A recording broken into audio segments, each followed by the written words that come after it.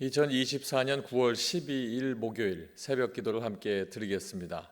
하나님의 말씀은 에스겔 11장 말씀입니다.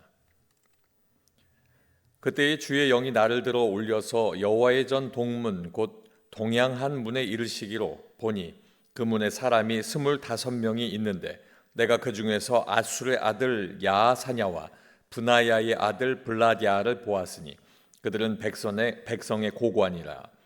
그가 내게 이르시되 인자야, 이 사람들은 불의를 품고 이 성 중에서 악한 꾀를 꾸미는 자니라.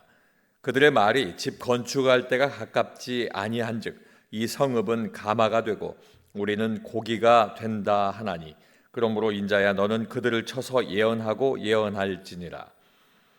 여호와의 영이 내게 임하여 이르시되 너는 말하기를 여호와의 말씀에 이스라엘 족속아, 너희가 이렇게 말하여도다. 너희 마음에서 일어나는 것을 내가 다 아노라. 너희가 이 성읍에서 많이 죽여 그 거리를 시체로 채워도다. 그러므로 주 여호와께서 이같이 말씀하셨느니라. 이 성읍 중에서 너희가 죽인 시체는 그 고기요, 이 성읍은 그 가마인데 너희는 그 가운데에서 끌려 나오리라. 나 주 여호와가 말하노라. 너희가 칼을 두려워하니 내가 칼로 너희에게 이르게 하고 너희를 그 성읍 가운데에서 끌어내어 타국인의 손에 넘겨 너희에게 벌을 내리리니 너희가 칼에 엎드러질 것이라. 내가 이스라엘 변경에서 너희를 심판하리니 너희는 내가 여호와인 줄을 알리라. 이 성읍은 너희 가마가 되지 아니하고 너희는 그 가운데에 고기가 되지 아니할지라. 내가 너희를 이스라엘 변경에서 심판하리니 너희는 내가 여호와인 줄을 알리라. 너희가 내 율례를 행하지 아니하며 규례를 지키지 아니하고 너희 사방에 있는 이방인의 규례대로 행하였느니라 하셨다 하라. 이에 내가 예언할 때에 브나야의 아들 블라디아가 죽기로 내가 엎드려 큰 소리로 부르짖어 이르되 오호라 주 여호와여, 이스라엘의 남은 자를 다 멸절하고자 하시나이까 하니라. 여호와의 말씀이 내게 임하여 이르시되 인자야, 예루살렘 주민이 내 형제 곧 내 형제와 친척과 온 이스라엘 족속을 향하여 이르기를 너희는 여호와에게서 멀리 떠나라. 이 땅은 우리에게 주어 기업이 되게 하신 것이라 하였나니, 그런즉 너는 말하기를 주 여호와의 말씀에 내가 비록 그들을 멀리 이방인 가운데로 쫓아내어 여러 나라에 흩었으나 그들이 도달한 나라들에서 내가 잠깐 그들에게 성소가 되리라 하셨다 하고, 너는 또 말하기를 주 여호와의 말씀에 내가 너희를 만민 가운데에서 모으며 너희를 흩은 여러 나라 가운데에서 모아내고 이스라엘 땅을 너희에게 주리라 하셨다 하라. 그들이 그리로 가서 그 가운데 모든 미운 물건과 모든 가증한 것을 제거하여 버릴지라. 내가 그들에게 한 마음을 주고 그 속에 새 영을 주며 그 몸에서 돌 같은 마음을 제거하고 살처럼 부드러운 마음을 주어 내 율례를 따르며 내 규례를 지켜 행하게 하리니 그들은 내 백성이 되고 나는 그들의 하나님이 되리라. 그러나 미운 것과 가증한 것을 마음으로 따르는 자는 내가 그 행위대로 그 머리에 갚으리라. 나 주 여호와의 말이니라.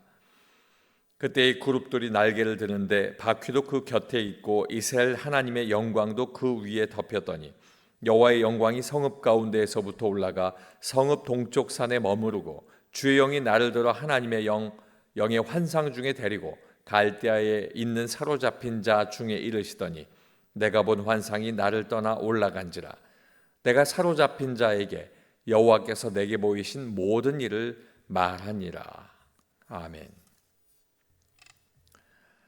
오늘 함께 읽으신 에스겔 11장 말씀을 통해서 우리가 슬퍼해야 하는 일이라는 제목으로 말씀의 은혜를 나누겠습니다. 어떤 일에 대해서 정신적인 고통이 찾아왔을 때 그 고통을 느끼는 마음을 슬픔이라고 합니다. 그러나 슬픔이 끝까지 고통으로만 존재하는 것은 아닙니다. 슬픔의 원인이 그 무엇이 해결될 때까지, 슬픔의 원인이 해결될 때 그때 비로소 이제 회복도 함께 되기 때문입니다. 그럼에도 삶의 고통을 느끼지 못하고 마음속의 아픔에도 이 슬퍼하지 않는 것, 고통도 느끼지 못하고 슬픔도 없는 것, 이것은 그것을 느끼는 감각이 없기 때문입니다. 오늘 이 말씀 속에서 주시는 우리가 슬퍼해야 하는 일은 첫 번째로 우리는 하나님께서 매를 드셔야 하는 것을 슬퍼해야 합니다. 5절 말씀에 보면 여호와의 영이 내게 임하여 이르시되 너는 말하기를 여호와의 말씀에 이스라엘 족속아 너희가 이렇게 말하였도다. 너희 마음에서 일어나는 것을 내가 다 아노라. 에스겔이 환상을 봅니다. 성전의 동쪽 문에 모인 25명의 고관들이 불의를 품고 그리고 악을 꾀하고 있다. 그들은 바벨론에 끌려간 백성들에게 예전에 예레미야가 편지하고 알린 사실이 있습니다. 예루살렘은 완전히 멸망할 것이고 멸망한 뒤에는 다시 예루살렘으로 돌아갈 수 있는 시간이 필요하므로 바벨론에서 집을 짓고 거기서 살며 텃밭을 만들고 그 열매를 먹으라 했던 권면이 있습니다.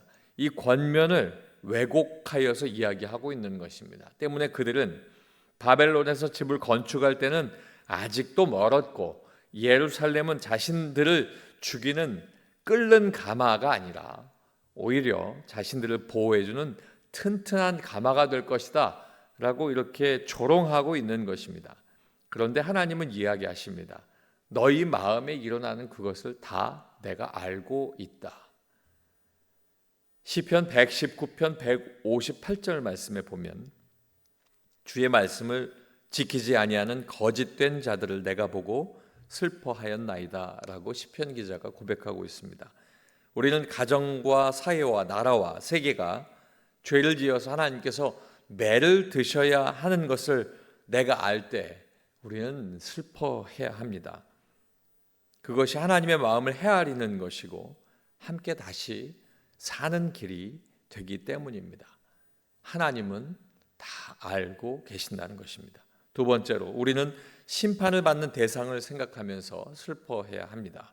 13절 말씀에 보면 이에 내가 예언할 때에 분하의 아들 블라디아가 주께로 내가 엎드려 큰 소리로 부르짖어 이르되 오호라 주 여호와여 이스라엘의 남은 자를 다 멸절하고자 하시나이까 하니라.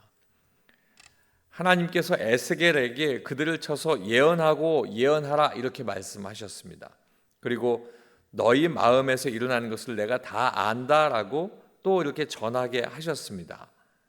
그리고서는 그것을 깨닫지 못하고 하나님을 조롱하는 무지한 그들을 향해서 하나님의 결단을 보여주시고 계시는 것입니다. 하나님의 예언이 선포될 때에 브나야의 아들 블랴다가 죽게 되자 에스겔은 엎드려서 부르짖으면서 하나님께 이야기합니다. 이스라엘의 남은 자를 다 멸절하시려고 하시는 것입니까? 라고 이야기하고 있습니다. 어쩌면 에스겔의 이 엎드려 부르짖음은 그가 심판받는 그 대상을 향해서 슬퍼하고 있는 것입니다. 사랑하는 성도 여러분, 스바냐 1장 14절 말씀에 이렇게 기록하고 있습니다. 여호와의 큰 날이 가깝도다. 가깝고도 빠르도다. 여호와의 날의 소리로다. 용사가 거기서 심히 슬피 우는도다.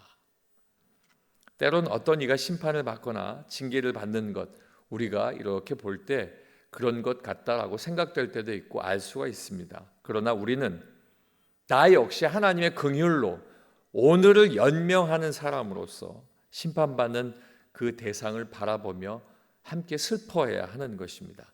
그것이 바로 하나님의 마음을 헤아리는 것이고 함께 다시 사는 길이 되기 때문입니다. 마지막 세 번째는 우리는 돌아오지 않는 이들을 생각하며 슬퍼해야 합니다. 21절 말씀에 보면 그러나 미운 것과 가증한 것을 마음으로 따르는 자는 내가 그 행위대로 그 머리에 갚으리라. 나 주 여호와의 말이니라. 그럼에도 불구하고 하나님의 사랑은 구원과 회복이라고 하는 이 은혜로 선포가 이어지게 됩니다. 하나님의 판단과 심판은 무조건 나에게 복종해라 하는 것이 아닙니다. 언제나 하나님의 뜻을 먼저 알게 하시고 그 뜻에 대하여 스스로 결정한 그 순종으로 나올 때 그에 따른 합당한 보상을 하나님께서 보응하신다 하는 것입니다. 심판을 위해서 우리를 창조하시는 것이 아니라 우리의 아름다움을 위해서 창조하셨고 깨어진 그 관계를 회복되는 날을 기다리고 계신다 하는 것입니다. 그러므로 회복의 시간을 기다리시는 하나님은 앞으로 돌아오지 않는 이들이 있다면 우리가 슬퍼하며 기도해야 하는 것입니다. 기회를 주셨고 모든 것을 온전케 하셨음에도 불구하고, 그럼에도 오늘 말씀은 미운 것과 가증한 것을 마음으로 따르는 자가 분명히 있다라고 이야기하고 있기 때문입니다. 사랑하는 성도 여러분, 요엘 2장 12절 말씀에 보면 여호와의 말씀에 너희는 이제라도 금식하고 울며 애통하고 마음을 다하여 내게로 돌아오라, 이렇게 기록하고 있습니다. 이제라도라고 말씀합니다. 하나님의 마음은 완전한 심판, 모두의 멸절, 이것을 원하지 않고 계시다는 것입니다. 언제든지 순전한 마음으로 돌아오기만 하면 받아주시겠다. 이것이 바로 하나님의 마음을 헤아리는 것이고 우리가 다시 함께 사는 길이 되는 것입니다. 오늘 말씀을 묵상하면 우리의 영이 하나님을 향하고 하나님의 말씀 위에서 살아나기를 소망합니다.